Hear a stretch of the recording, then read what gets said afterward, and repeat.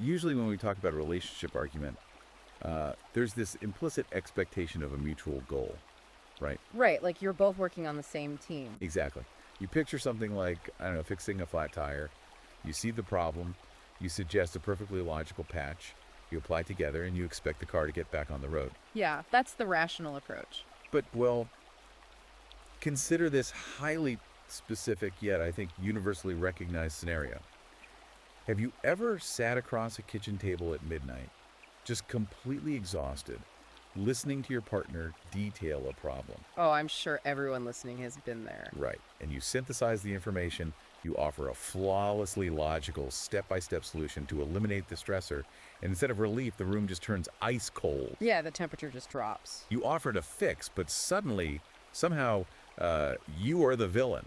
The original problem is forgotten, and now you're on trial, basically accused of being cold, invalidating, or emotionally unavailable. It is an entirely disorienting experience, for anyone operating under the assumption that problems exist to be solved. Completely disorienting. You believe you're handing over a life raft, and the response indicates that you just, set the boat on fire. The communication hasn't just failed, it has seemingly inverted. And you are left sitting in your car the next morning on your commute, asking yourself, what on earth just happened? How did offering a solution make things exponentially worse? It defies logic. It really does. So today's deep dive explores a profoundly provocative, highly analytical ebook that claims this dynamic is not a misunderstanding. It's not a glitch or a failure of empathy. No, it claims it is a highly evolved mechanical system. Exactly. We are unpacking the book, Women Do Not Want to Solve Problems. They Just Want to Talk About It, Be Neurotic, and Ruminate by Conrad Riker. A very heavy title. Very heavy. And before we begin, a quick reminder to like and subscribe to the show. And if this analysis piques your interest today, you can check out Amazon Kindle and Google Play Books to buy the ebook and follow the author at Conrad Niedroiker at Substack. So it is critical to establish the cultural footprint and the specific gravity of this text right at the outset. Definitely. Riker's work has cultivated an immense following among men's rights activists and within various spheres of the so-called red-pilled manosphere. Right. It's huge in those circles. It is. His fundamental project in this book is to explore the history of traditional logic-based institutions and to argue that these structures, along with interpersonal domestic dynamics, have been systematically captured by feminist and Marxist ideologies. Which brings us to the operational ground rules for our discussion today, for the listener. Our mission is to act purely as impartial guides through Riker's architecture. Purely impartial. We are not endorsing these viewpoints, we're not validating them, and we are emphatically not taking sides on the political or social claims made in the text. Right. Our objective is just to take Riker's premise, treat it as a detailed map, and explore the territory he outlines. Yeah, we're unpacking the fascinating, incisive arguments he lays out so you can understand the specific mechanics of this worldview in immense granular detail. Because knowledge requires context, and the context of Riker's argument is, it's sweeping. We are going to examine his claims chronologically and conceptually. Tracing his logic from prehistoric evolutionary biology all the way up through the architecture of the modern legal and corporate systems, right? Exactly. We are reporting on the landscape he has drawn, presenting his evidence and his protocols impartially, allowing you to evaluate the mechanics of his assertions entirely for yourself. So let's start at the foundation. Why do those midnight kitchen table arguments fail so spectacularly when a logical solution is introduced? Well, to understand the failure of the modern domestic conversation, Riker insists we have to abandon modern psychology entirely and look at the Stone Age. The Stone Age. Yes. He anchors his thesis in what he terms the Pleistocene inheritance.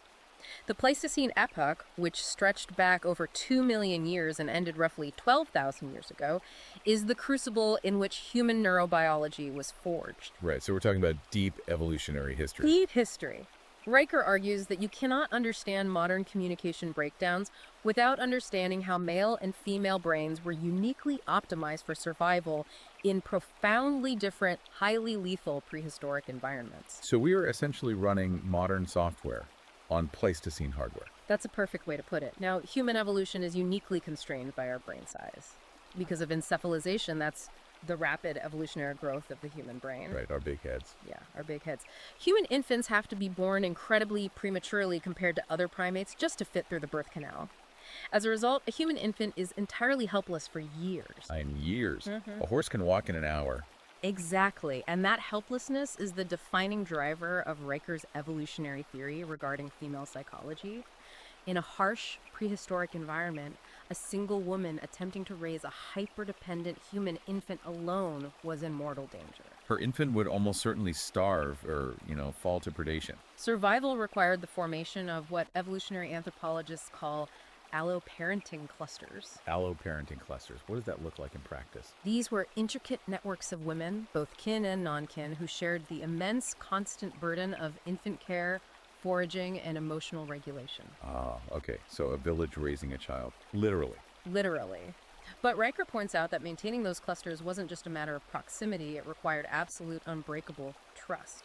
If a woman in your cluster suddenly defects or stops sharing resources, your child dies. Wow, the stakes are literally life and death. Yes. So the evolutionary imperative was to constantly monitor the psychological state of the group. Riker argues this was achieved through continuous verbal syncing. Continuous verbal syncing, so just talking all the time. Yes, it's the mechanism by which proximity and loyalty are measured in a female-dominated space. In Riker's view, these early women needed to constantly vocalize, not necessarily to convey new actionable information, but to ping the network. Like sonar. Exactly like sonar. The constant exchange of social data, grievances, and observations serves to detect any signs of defection, alienation, or neglect within the alloparenting cluster. And the contrast Riker draws with the evolutionary optimization of the male brain is stark, right? I mean, if the female nervous system evolved to require continuous vocalization for safety, the male brain evolved for environments where continuous vocalization would get you killed. Spot on. Riker defines the male evolutionary mandate as optimizing for objective reality. This involved tracking game, defending the perimeter from hostile tribes, and eliminating physical threats. Right, if a group of men is tracking a mastodon or quietly observing a tree line for predators, silence is the ultimate tool of survival. Unnecessary vocalization disrupts the hunt and alerts predators. For the male brain, Riker argues, communication evolved to be sparse, tactical, and strictly utilitarian. Information is only exchanged to execute a task or eliminate a threat. This sets up the central collision that still plays out in living rooms today.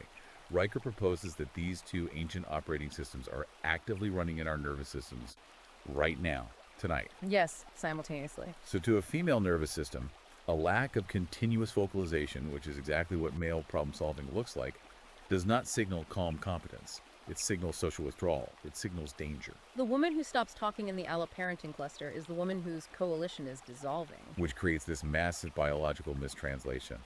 When a man retreats into silence to analyze a problem and formulate a solution, he views himself as engaging in productive work, right? He is marshaling his resources to eliminate a stressor. But to the female nervous system, as Riker analyzes it, that same silence registers as abandonment. It triggers a primal anxiety. The man who does not talk is the man who might leave the tribe, taking his provisioning with him. I have to challenge Riker's evolutionary timeline here, though. I mean, he is applying Pleistocene-era survival tactics to modern individualized relationships. Isn't there a massive leap in logic to assume that a modern woman complaining about her day at a corporate office is neurologically acting out a savanna survival strategy? That's the classic critique. Yeah, evolutionary psychology often gets critiqued for creating just-so stories to fit modern biases. Riker actually anticipates that exact pushback regarding the just-so critique. He counters by aggressively attacking the blank slate progressive idea that these communication differences are merely the result of social conditioning. How does he prove it's not just conditioning then? He cites neonatal research. He points to studies showing that infant girls demonstrate a significantly higher preference for face-to-face vocalization and prolonged eye contact than infant boys mere hours after birth. Mere hours. Wow. Yeah, these newborn girls respond more acutely to vocal stimuli and exhibit earlier mirror neuron activation linked to empathy. Riker's argument is that you cannot socially condition a 3-day-old infant.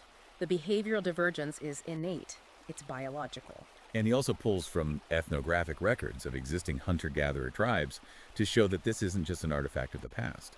Like he references the Kung of the Kalahari, the Hadza in Tanzania, and the Aka tribes in the Central African Republic. Yes, societies which closely mirror our evolutionary past. He notes a severe divergence in communication styles in those tribes.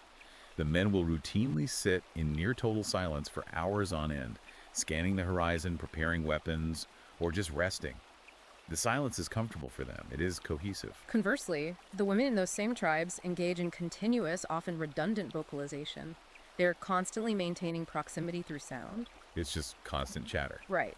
Interestingly, Riker brings up the Akaka Fathers, who are renowned among anthropologists for their unusually high level of participation in infant care. Oh. He points out that this increased proximity to the domestic sphere requires these men to engage in significantly more frequent verbal exchange with their wives than men in other tribes.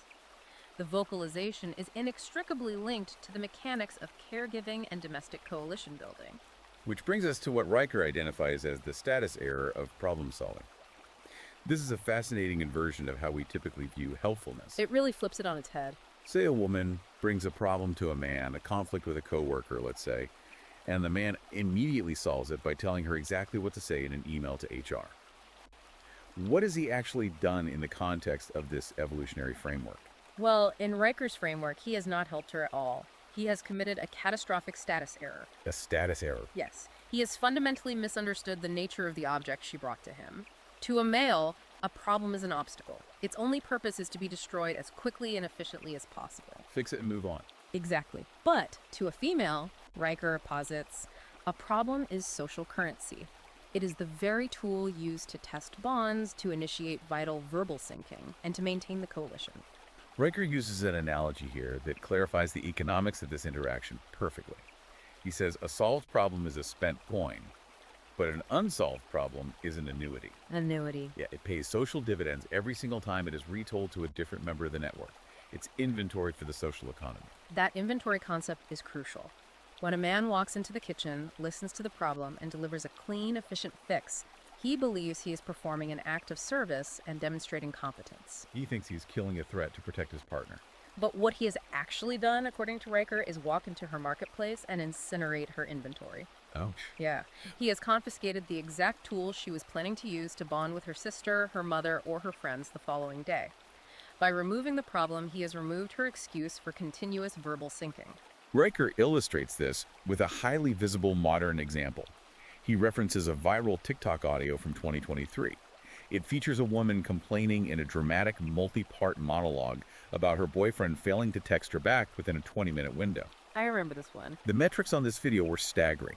11 million views and over 40,000 comments. Riker dissects this comment section to prove his point about social currency. He observes that almost every single one of those 40,000 comments is from a woman adding her own parallel story of communication delay, co-ruminating with the original creator. Just piling on with their own stories. Yes, and what Riker highlights as the ultimate proof of his theory is the absence of logic in the response ecosystem. Out of 40,000 comments, not a single top-voted response suggested the most obvious, logical fixes. Like, just text him again, call him, or ask him if he's busy. Exactly. Because, as Riker argues, the problem is not the boyfriend. The boyfriend is merely the raw material. The problem is the stage. The stage for the performance. Right.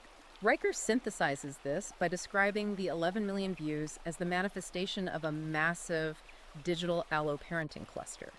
The video is essentially a grooming call broadcast at global scale, and the algorithm functions as the new Savannah. Wow. The new Savannah. The goal of the creator and the commenters is not to solve the texting issue. The goal is to experience the intense bonding of shared grievance.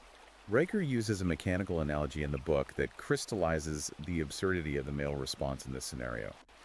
He says offering logic to satisfy an evolutionary need for bonding is like using a wrench to tune a radio. A wrench on a radio. It's a great visual. You could apply maximum force, you can keep tightening the bolts on the side of the radio chassis, but you are left wondering why the static doesn't stop and the music doesn't play. You are applying a highly specialized tool built for a completely different machine. It is a fundamental category error. You are applying an engineering solution to a social bonding ritual. But if fixing the problem is a category error, and offering a logical solution is a status error that invalidates her social currency, what exactly is the male protocol supposed to be? Riker surely isn't suggesting that men just play dumb, feign ignorance, and pretend they don't know the answer to the spreadsheet error or the workplace conflict. No, Riker is highly specific about the counter protocol, and it does not involve feigning ignorance. He introduces a tactic he calls the validation grunt. The validation grunt. To explain this, he uses the imagery of a tribal shaman sitting by a fire. A tribeswoman circles the camp, recounting the stressful events of the day, expressing anxiety about the environment. Okay, so she's venting. She's venting. The shaman does not stand up, grab his tools, and immediately start building a physical fence around whatever frightened her.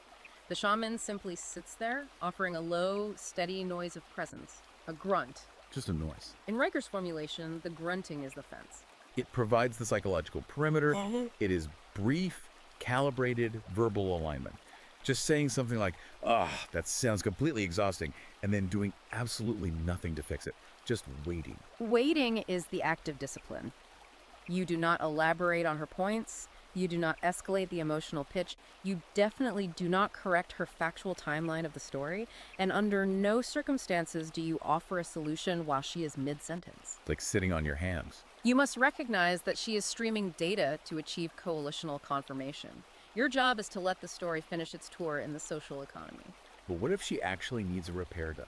If an actual physical repair is genuinely needed, say a broken appliance or a true financial error, Riker advises doing it backstage the next day, quietly, after the audience has dispersed. You acknowledge the exhaustion, but you do not interrupt the ancient ceremony with a wrench. Man, if these problems are literally social currency designed to maintain prehistoric alliances, it raises a critical question about modern societal structures. What happens when this ancient dynamic of emotional problem-keeping collides with the hyperconnectivity of the modern world? That's where things get explosive. This transition leads us directly into Riker's analysis of the amplification of grievance, specifically through modern technology and therapy culture. Right, and Riker leans heavily on sociolinguistic research to build this bridge. He specifically cites the foundational work of linguist Deborah Tannen. Deborah Tannen, yeah. Tannen's extensive observation of gendered communication patterns suggests that roughly 90% of female troubles talk operates as solidarity signaling, not solution seeking. 90%. That is a staggering metric. It really is. It is a ritual of connection and mutual reassurance.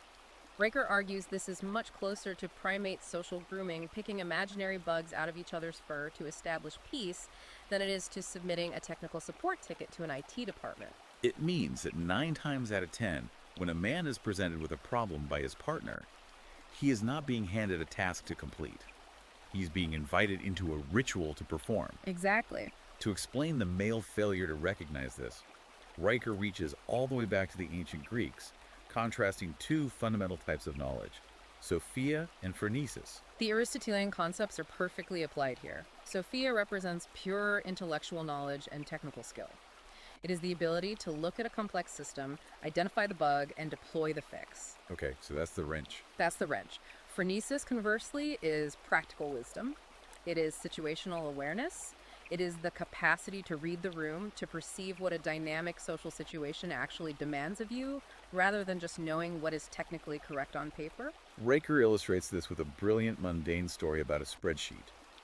A husband is listening to his wife complain bitterly about an Excel error that her boss is blaming her for. We've all heard that complaint. Right, and the husband, possessing Sophia, looks at the screen, immediately identifies the macro error, and fixes the bug in 2 clicks. Instead of thanking him, his wife becomes furious and storms out of the room. Which leaves the husband baffled. Totally baffled. He had Sophia, he was smart on paper, and solved the literal problem. But he completely lacked phronesis. He failed to read the room and realized that the spreadsheet error wasn't a technical issue to her, it was a social gift. Gift. Yeah, it was a narrative she was cultivating to distribute to her social network the next day to bond over how incompetent her boss is. By fixing the spreadsheet, he ruined her story. And Riker argues that men desperately need to cultivate phronesis to survive these interactions. They need the practical wisdom to pause at the onset of a complaint and ask a fundamental internal question. Are we mapping the problem, or are we building a solution? That's a great filter to have. If the context suggests she is mapping the problem, your mandate is to be a witness, a sounding board, not a consultant. But Riker notes that the stakes of failing to read the room have changed dramatically. In the past, a kitchen table argument was contained within the kitchen. Now, Riker introduces the modern amplifier to this entire process, the smartphone. Yes, the smartphone. He refers to it ominously as the summoning stone, a device that gives rise to what he terms the group chat tribunal. This is one of the most incisive sociological critiques in the book. Riker argues that the smartphone is arguably the single most destructive technological development for male domestic sovereignty since the printing press. That is a massive claim. The reasoning is structural. The moment a disagreement occurs, even a minor friction over chores or tone, the smartphone allows a woman to instantly transport a private, two-person dispute into a prehistoric campfire ring of female allies. The group chat is activated. The group chat acts as a tribunal. It is a decentralized jury composed of friends, sisters, co-workers, and acquaintances who, as Riker sharply points out, have absolutely zero skin in the game regarding the man's peace or the stability of the household. Right, they don't live there. They do not pay the mortgage, they do not manage the household logistics, and they do not wake up at 3 a.m. with the kids. In fact, Riker argues their evolutionary incentive is exactly the opposite. It is to subtly destabilize the bond in order to draw the woman closer to their own coalition. It is a terrifying analogy. It is like playing a one-on-one sport, say, a tense match of tennis. You are trying to figure out the rules of engagement with your partner. But right in the middle of a rally, your opponent suddenly uses a summoning stone to conjure a jury out of thin air to stand on the sidelines. Just out of nowhere. And worse, this jury has already decided the verdict before you have even swung your racket. You are suddenly defending yourself against the collective judgment of people who aren't even on the court. And it is a jury that specifically rewards the performance of grievance. Every heart emoji in the chat, every "you deserve better" text, every GIF expressing shock at the husband's behavior functions as social currency. It's all validation. It is a dopamine loop exchanged for continued dissatisfaction. Furthermore, Riker argues that this group chat tribunal operates completely outside the bounds of justice. There are no rules of evidence. There is no right to cross-examination. There is no presumption of innocence. The man's intent and his actions are filtered entirely through the subjective, often escalated retelling of the event. Exactly. And the escalation is not just emotional, it is linguistic. This tribunal is now armed with what Riker calls a weaponized lexicon. This is where he takes direct aim at the mainstreaming of modern therapy culture. Oh, this section is blistering. He argues that clinical terminology, words that were specifically designed by psychiatrists to diagnose severe pathology in a clinical setting, have been hijacked and dropped into living rooms as weapons of interpersonal warfare. The vocabulary of the clinic is now the vocabulary of the domestic argument. We see it constantly. Narcissist, gaslighting, triggering, unsafe, invalidating, toxic boundaries. They are everywhere. Riker argues that these terms are strategically deployed to substitute diagnosis for logic. They act as a rhetorical trump card. They convert an ordinary, run-of-the-mill disagreement about shared resources or scheduling into an allegation of clinical harm. Let's look at how that actually shifts the ground of an argument. It is no longer a factual debate where one person says, "I think we should spend Thanksgiving at my parents' house this year," and the other disagrees. It instantly morphs into, "By insisting on your parents' house, you are invalidating my lived experience, violating my boundaries, and acting like a narcissist, which makes me feel incredibly unsafe." Riker breaks down the semantic hijacking of the word unsafe with particular focus. Historically and functionally, unsafe meant mortal physical peril. It meant a predator was in the camp or the bridge was about to collapse. A literal threat to life. Right. Now, through therapeutic language creep, unsafe can mean the mild psychological discomfort of hearing a dissenting opinion or facing a boundary to one's own behavior. Isn't Riker assuming a level of conscious malice in these therapy terms, though? I mean, most people using the word boundaries or gaslighting aren't actively trying to hijack semantics or wage psychological warfare, right? They're just adopting cultural shorthand they learned on Instagram or from a couples counselor. It's just the water we swim in now. Riker addresses the question of intent directly, actually. He argues that the intent behind using the lexicon is irrelevant. It is the mechanism that matters. A mechanism, okay. Whether she uses the term maliciously or innocently, by expanding the definition of harm to include any negative emotion she experiences, the system guarantees a constant supply of cases where the man is automatically the perpetrator. Because he caused the negative emotion. Exactly. It replaces factual, objective debate with subjective emotional testimony that, by its very nature, cannot be falsified. You cannot mathematically prove that someone did not feel diminished or unsafe. Therefore, if feelings are facts, the man has lost the trial before he speaks. So how does a man actually fight back against a clinical term in real time? You can't just argue logic against a diagnosis, because the harder you argue, the more you are accused of being defensive or, ironically, gaslighting. What is Riker's protocol for this specific trap? Riker's protocol is remarkably straightforward, but he warns it requires iron discipline to execute. He says, you must demand plain English. You absolutely refuse to consent to the jargon. Refuse to consent. When a clinical term is fired across the kitchen table, you do not meet it with anger or defense. You respond with calm, clinical detachment. Riker's suggested script is to look at the person and say, define that word. Give me the exact date it happened. Show me the specific action I took, or take the word back. Wow. Show me the action or take it back. That is an incredibly firm line to draw. It is designed to strip the camouflage off the argument. The parasite of jargon, as he calls it, dies in the sunlight of plain English. It cannot survive the friction of a man who insists that words still possess objective dictionary meanings. You're forcing them to be specific. Riker's absolute rule is that you do not litigate your humanity inside a therapeutic framework she invented 10 minutes ago. You forcefully pull the conversation back to objective reality. You anchor it in logos. Pulling the conversation back to reality is a perfect bridge into the broader consequences of this dynamic. If these interpersonal arguments drain a man's emotional reserves, it naturally raises the question of what happens to his physical and financial reserves over time. They get depleted rapidly. Right. Riker argues this exact dynamic scales up into what he calls the resource extraction protocol. This explores the physical and economic toll of emotional hoarding and how men are ultimately transformed into infrastructure. The resource extraction protocol is a foundational concept in Riker's macroeconomic and microeconomic view of gender relations. He observes that well-meaning men routinely pour their most valuable finite resources, their time, their physical labor, their financial capital, their patience, and their focus into their relationships. Because they think that's what a good partner does. They do this operating under the traditional belief that they are building a reciprocal partnership. But Riker argues that the return on that massive investment is frequently not peace or loyalty. It is simply a new grievance, a moving goalpost, and a freshly invented emotional debt. It is the psychological equivalent of pouring water into a bucket with a massive hole in the bottom. You can pour faster, but you can never fill the void. Precisely. And Riker makes a very counterintuitive argument here regarding how society tells men to behave versus how human nature actually responds. We are constantly taught by modern media, by therapists, by self-help books, that if we just accommodate more, if we listen more deeply, if we provide more resources without complaint, we will eventually earn love, respect, and peace. But Riker argues the exact opposite. He claims that boundless accommodation actually signals low status to women on a primal level. This is a crucial pivot in his thesis, linking back to the evolutionary biology we discussed earlier.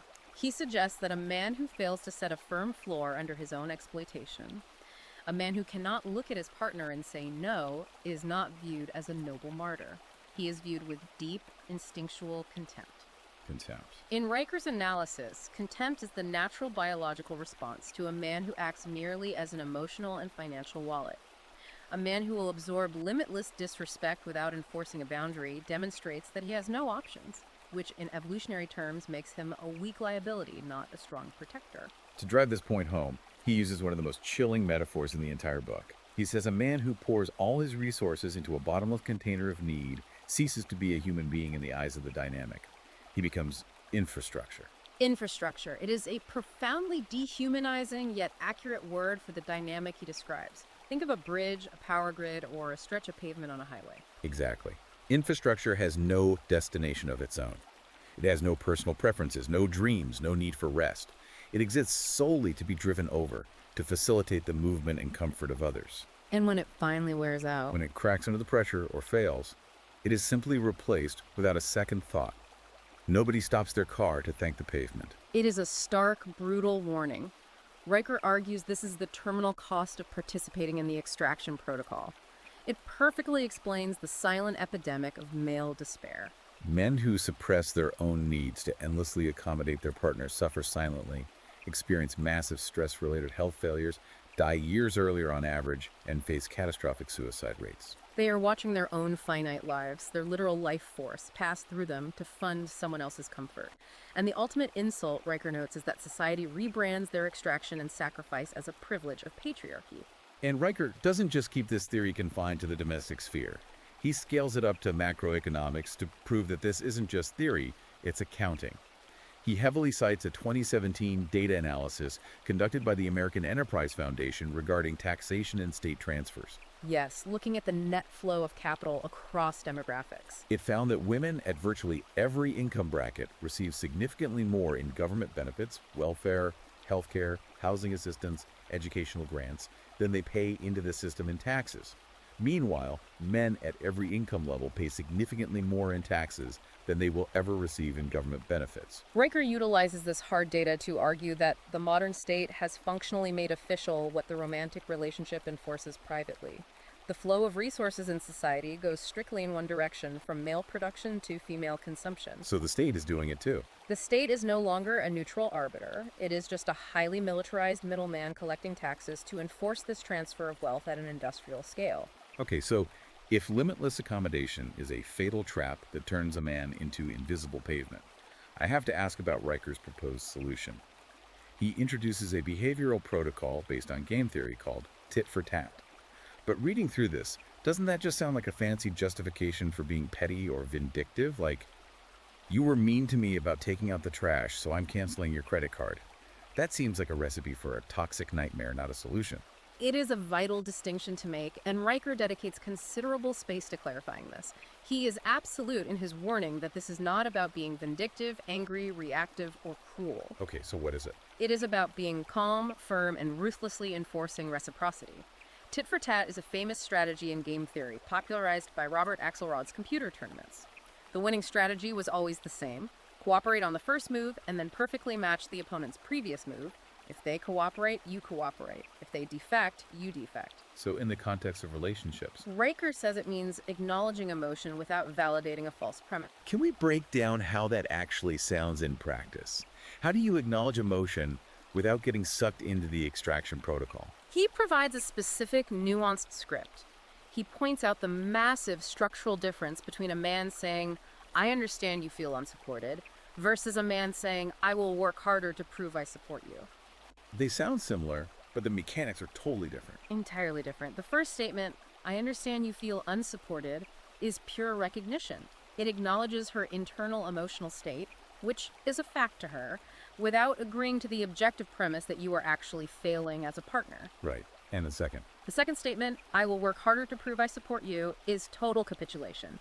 It feeds the extraction protocol, it accepts the unearned debt, internalizes the blame, and practically guarantees she will issue a new invoice for your behavior in 72 hours because you just proved that complaining yields more resources. Emotion acknowledged, premise rejected, behavior unchanged.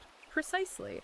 And the tit for tat aspect dictates that if she withdraws warmth, respect, or loyalty, say, by suddenly complaining about you to the group chat tribunal or utilizing a weaponized clinical term, you quietly, immediately, and without fanfare withdraw provisioning and attention. You pull it back. You pull the resource. You do not scream, you do not punch walls, and you do not argue in circles for 3 hours trying to make her see logic. You state your boundary once, in plain objective language, and then you return to your own mission. You physically and emotionally remove yourself. You stop acting as a cooling tower for interpersonal heat that was never yours to absorb. Exactly. This analysis of domestic boundaries perfectly sets the stage for the most explosive and controversial part of Riker's book.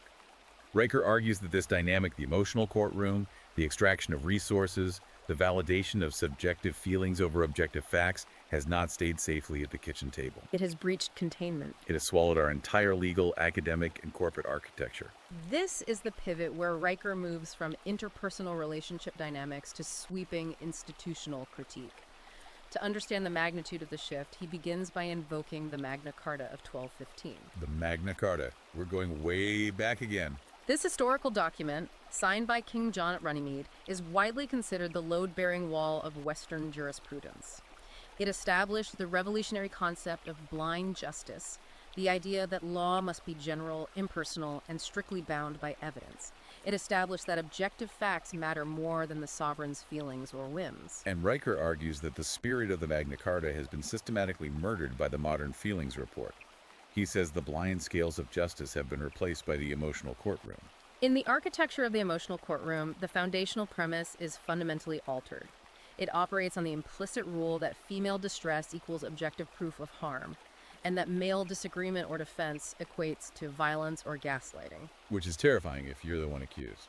Riker argues that the entire modern institutional apparatus, from university academia to corporate human resources departments to the family law system, has been captured and re-engineered by this exact ideology. He makes this wild but structurally compelling claim.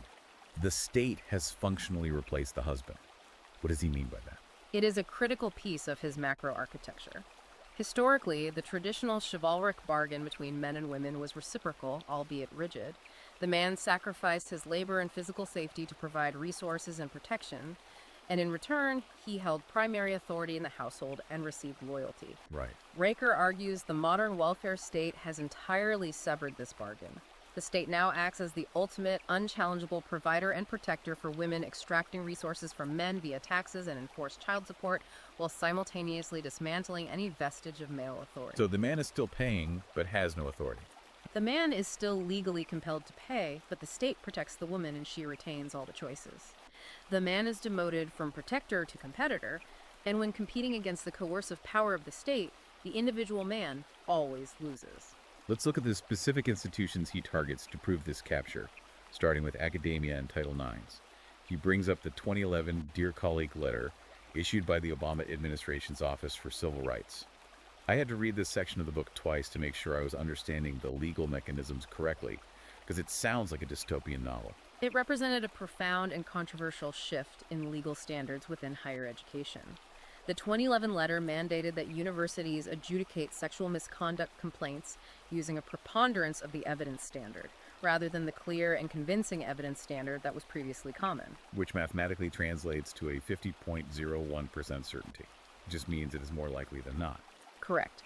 A mere 50.01% certainty, decided by a panel of university administrators rather than a judge or jury, became sufficient to expel a male student, brand him a predator on his permanent record, and completely destroy his academic and professional future. Without a real trial. Furthermore, Riker details how these university tribunals routinely denied the accused basic procedural protections that the Magna Carta was designed to guarantee.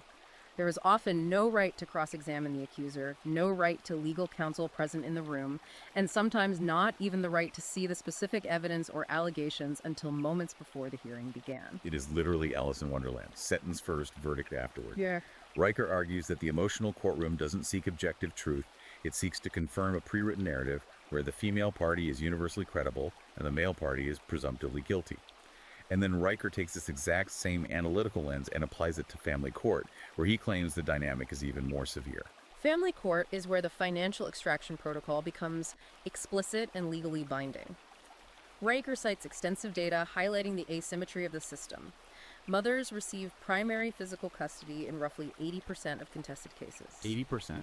He argues that the presumption of maternal fitness is the default setting of the court, while a father must essentially prove extraordinary competence just to obtain shared custody of his own children.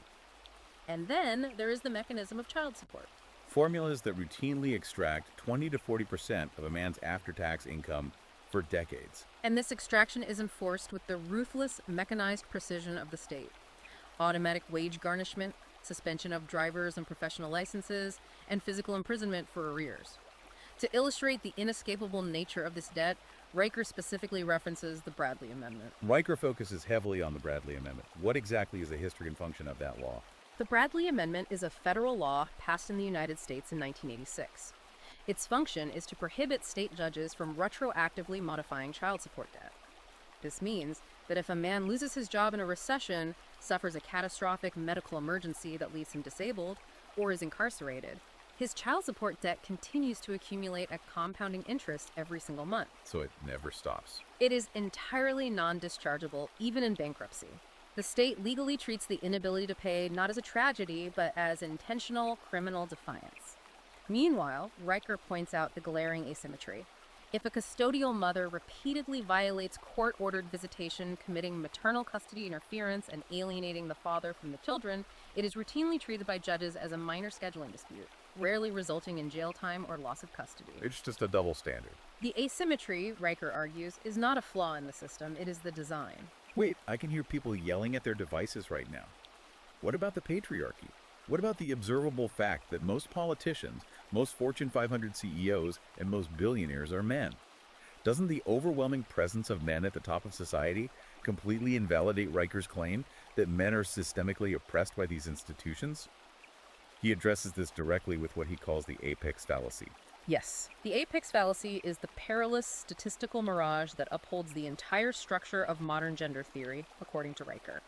Society looks at the tiny microscopic fraction of men at the absolute summit of corporate, financial, and political ladders, and falsely infers that men, as a collective group, wield systemic control and privilege. But they're completely ignoring the millions of men at the absolute bottom of society. Riker points out the glass floor beneath men. Society looks at the male CEO, but ignores the homeless men who make up the vast majority of the unsheltered population. They ignore the incarcerated men. They ignore the men working lethally dangerous jobs on high-voltage power lines, oil rigs, or deep-sea fishing boats, making up over 90% of workplace fatalities. They ignore the men taking their own lives in empty parking lots at 2 a.m. Exactly. Riker argues that the institutions claiming to battle oppression conveniently fail to notice the millions of men at the bottom. Recognizing male suffering, vulnerability, and disposability would completely shatter the victim hierarchy that validates and funds the institutional machinery. Which brings us to this incredibly dark, lingering realization in the text. How does a man survive in a society that operates on such a massive empathy gap? Riker points out that society treats male suffering as a utilitarian cost of doing business, but treats female suffering as a moral emergency. It's a stark contrast. If a man goes to prison or dies on a job site, it's just a statistic. It's the cost of maintaining civilization. If a woman goes to prison or suffers a setback, there are national panels convened to declare it a societal scandal. That empathy gap is the floorboard of the whole system. It is a profound observation. Riker describes it as a system actively pursuing resource extraction under the moral camouflage of compassion. So, the inevitable practical question arises. If the major institutions, the universities, the courts, the HR departments, are entirely captured by this emotional courtroom, how does Riker advise men to actually live, work, and thrive without being destroyed by it? Riker doesn't just leave men with a bleak diagnosis of doom. He transitions into providing a very strict, unapologetic blueprint for living. He outlines strategies for mitigating risk and building autonomy, starting with what he calls the honeycomb principle. The honeycomb principle is fundamentally a risk mitigation strategy regarding employment and association. Riker defines the honeycomb as heavily female-dominated bureaucratic institutions. So what kinds of places are we talking about? This encompasses human resources departments, modern university administrations, nonprofits, K-12 education, and social work bureaucracies. Why does he categorize these specific spaces as a hazard for men? Because, Riker theorizes, the denser the bureaucratic presence in an institution, the higher the probability that normal, productive, professional friction will be recategorized as misconduct or trauma. Inside the honeycomb, procedural logic and the management of feelings replace factual inquiry and objective output. It's the emotional courtroom at work. In these environments, the emotional courtroom can be convened against a man without warning over a misunderstood email or an unenthusiastic tone of voice. So his advice is stark. Avoid the honeycomb entirely if you want to keep your sanity and your livelihood. He advises men to seek entrepreneurship or skilled trades. He uses the fantastic example of a plumber to illustrate the difference. I love the plumber analogy. A plumber operates in objective reality. He is judged by a simple, undeniable metric: does the pipe hold water when he turns the valve? A middle manager in a bureaucratic HR department is judged by subjective metrics: did a colleague feel heard and validated during a meeting? Riker says, choose the pipe, choose reality. Seek out environments where competence is measured by objective physical output or harsh market reality, rather than by the shifting social temperature of office relationships. But obviously, a man cannot avoid all conflict. When you do have to engage in a dispute, whether at work or at home, he introduces a concept that is truly a paradigm shift for how men communicate. He introduces the JDE cycle. J-A-D-E. It stands for never justify, argue, defend, or explain. The JDE cycle is the psychological treadmill that well-meaning men run on until their dignity and energy are ground into powder. When a man is hit with a baseless accusation, a shifting goalpost, or a weaponized clinical term, his innate masculine instinct is to marshal evidence. He wants to show his work. He wants to explain the timeline, defend his character, and argue the logic of his position. Riker says this instinct is a fatal trap. Let's role play how this spirals. A man is accused of being unsupportive because he worked late. He immediately starts justifying, I had to work late because the server crashed, and if I didn't fix it, we'd lose the client. He thinks he is presenting evidence. But in the emotional courtroom, evidence is irrelevant. The moment you begin to justify or defend your actions against an emotional accusation, you are implicitly acknowledging the legitimacy of a courtroom that has no rules of evidence.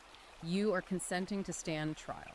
The accusation was never about the server. It was about initiating the extraction protocol and testing your boundaries. Riker's mandate is that you must exit the cycle entirely. You state the truth of your actions once, plainly and objectively, and then you stop talking. You let the silence hang. Exiting the JDE cycle builds perfectly to Riker's ultimate archetype for the modern man, the sovereign man. The sovereign man is governed by logos truth, objective reality, the rational order of the universe rather than by the anxious, endless appeasement of whoever happens to be upset in the room. And Riker gets very prescriptive about how a man builds this sovereignty. He mandates the 20% rule, which he calls the mission audit. The mission audit. The mission audit is a structural defense against becoming infrastructure. Riker dictates that a man must reclaim 20% of his waking week strictly for his own physical, intellectual, and financial development. Given a standard waking week, that comes out to roughly 14 hours. 14 hours, just for him. He demands that men carve this out ruthlessly. Perhaps Saturday morning is dedicated exclusively to physical training, and 2 weeknights are locked down for reading philosophy, building a side business, or studying a new skill. And Riker emphasizes that this time is completely, absolutely non-negotiable. It is not conditional on his partner's mood that day. It doesn't get canceled because she discovered a new grievance on a Tuesday night or because the group chat is acting up. If you cannot hold 14 hours a week for your own development, Riker says you cannot hold anything. You have no center of gravity. You are just orbiting debris, waiting to be pulled into someone else's atmosphere. To illustrate the necessity of this anger, he draws a powerful historical comparison. He asks the reader to look at the men who built the foundations of our civilization. Isaac Newton did not delay the writing of the Principia Mathematica because someone in his social circle needed to process a slight. Marcus Aurelius did not cancel a military campaign defending Rome because the Empress felt she wasn't being actively listened to. And Riker's point isn't that Newton or Aurelius were being cruel or abusive, they were just angered. Their emotional and intellectual energy was allocated to purposes that outlasted the trivial weather of the day. Riker argues that deep down, a woman doesn't actually want a man who orbits her every mood. She wants a man whose gravitational field is strong enough to stabilize the entire household when the storm hits. Which brings us to one of the most resonant metaphors in the book, the lighthouse analogy. Riker uses a fascinating analogy here to anchor his point about emotional resilience. He says a man shouldn't exhaust himself running around trying to clear the emotional fog in his relationship or in his workplace. The fog is inevitable. Fog is just what the weather does. It rolls in, it obscures things, it creates panic. But a lighthouse doesn't negotiate with the fog. It doesn't run around with a giant fan trying to blow the fog away. It just stands there, immovable, and keeps its fire burning bright enough to be seen through the fog. The discipline is found in daily action, in remaining tethered to logos, regardless of the emotional weather systems passing through the house. But Riker adds a final, crucial layer to this architecture, the necessity of brotherhood. Brotherhood. Sovereignty, in Riker's formulation, is not solitude. The modern surveillance apparatus, the group chats, the therapy culture, the institutional tribunals, acts as a highly distributed, coordinated network designed to neutralize male independence and enforce compliance. And if you face that network alone, you will be destroyed. A lone mastodon, no matter how strong, against a coordinated pack of hunters, is always going to lose. Exactly. Men must rebuild physical, in-person, male-only associations. Riker argues that men need a coalition to withstand the swarm. The training partner who expects you at the gym at 6 a.m. anchors you to a reality that does not bend for mood or grievance. The friend who asks you hard questions about what you are building with your life holds you accountable to your mission. You need a brotherhood that operates on the principles of Sophia and Logos to counterbalance the endless emotional noise. We have covered an immense, staggering amount of ground today. We've traced these mechanics from Pleistocene campfires and alloparenting clusters to the Magna Carta through the 2011 Tidal Nice tribunals and all the way to modern TikTok algorithms and the 14-hour rule of sovereignty. We have unpacked Riker's entire architecture. We have mapped the territory as he presents it. Which brings us to the end of today's deep dive. But before we sign off, I want to leave you, the listener, with a final provocative thought based on Riker's source material, something to mull over on your own time. What stands out to you looking back at the map we've just drawn? We are conditioned by every sitcom on television, every couples therapist, every HR seminar to view our relationship conflicts and institutional frictions as mere communication errors. We are told they're just glitches that can be fixed with a bit more empathy, a bit more active listening, or maybe learning a new communication technique. But what if your exhaustion isn't a glitch at all? What if that bone deep weariness you feel at the kitchen table is the inevitable mechanical result of trying to apply male logic based problem solving to an ancient survival based ritual of emotional hoarding? What if you aren't actually failing at communication, you're just exhausting yourself, playing the wrong game entirely? It is a paradigm shifting question that recontextualizes the entire modern domestic and institutional landscape. And as we conclude, I want to gently remind everyone listening that while this deep dive extensively explored Riker's intensely controversial, highly specific worldview regarding gender dynamics, evolutionary biology, and institutional capture, our role here has been entirely impartial. Entirely impartial. We have merely presented the author's map of the territory. We have laid out his architecture, his evidence, and his strict protocols so that you can evaluate this framework and its implications for yourselves. You now have the map. What you choose to do with it is entirely up to you. Thank you so much for joining us on this massive, complex journey today. Please remember to like and subscribe to the show so you never miss one of our deep dives into these complex texts. It's been quite the journey. If today's breakdown sparked your curiosity or challenged your preconceived notions, you absolutely need to read the primary source material to see all the data for yourself. Check out Amazon Kindle and Google Play Books to buy the ebook, Women Do Not Want to Solve Problems. They just want to talk about it, be neurotic, and ruminate. And be sure to follow the author at Conrad Riker at Substack to explore these concepts in full. Until next time, stay anchored and keep your fire burning bright through the fog.